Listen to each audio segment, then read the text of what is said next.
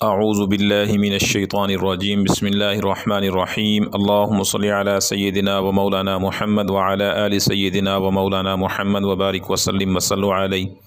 تمام ناظرین و سامعین السلام علیکم ورحمۃ اللہ وبرکاتہ۔ اللہ تعالیٰ کی ذات سے امید ہے تمام احباب عافیت سے ہوں گے۔ ہماری دعا ہے اللہ تعالیٰ سب کو اپنے حفظ و امان میں رکھے اور اللہ تعالیٰ دنیا اور آخرت کی خوشیاں نصیب فرمائے۔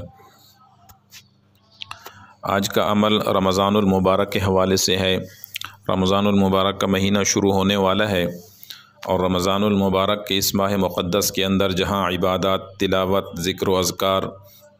روزہ اور تراویح ہے،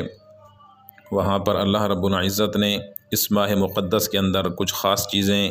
کچھ خاص انعامات ہمارے لیے نازل فرمائے ہیں۔ ایک عمل ہے جو رمضان المبارک کا چاند دیکھتے ہی پہلی رات میں کرنا ہے اور مختصر ترین عمل ہے۔ ہر بندہ، ہر بچہ، ہر بڑا اور بوڑھا اور چھوٹا کر سکتا ہے اور اس عمل کو ضرور کر لیجئے تو اللہ رب العزت آنے والا سال آپ کے لیے خیر و برکت کا ثابت فرمائیں گے اور اللہ تعالیٰ رزق کے اندر، مال کے اندر برکتیں عطا فرمائیں گے اور اللہ تعالیٰ کسی کا محتاج نہیں فرمائیں گے۔ وہ مختصر ترین عمل یہ ہے کہ جب رمضان المبارک کا چاند نظر آ جائے تو اس پہلی رات یعنی مغرب کے فوراً بعد یا عشاء کے بعد آپ نے صرف 21 مرتبہ سورۃ القدر پڑھ لینی ہے۔ انا انزلناہ فی لیلۃ القدر وما ادراک ما لیلۃ القدر لیلۃ القدر خیر من الف شہر تنزل الملائکۃ والروح فیہا باذن ربہم من کل امر سلام ہی حتی مطلع الفجر۔ یہ سورت 21 مرتبہ پڑھ لیجئے اور پھر اس کے بعد رمضان المبارک کی ہر جمعرات کو اس سورہ مقدس کو 21 مرتبہ پڑھیں اور پھر جب 23 کی رات ہے رمضان المبارک کی تو اس سورت کو 101 مرتبہ پڑھ لیں۔ اس کو آپ نے اپنی کاپی پہ کسی ورقے پہ لکھ لینا ہے اسی ترتیب کے ساتھ کہ یکم رمضان کی پہلی رات یعنی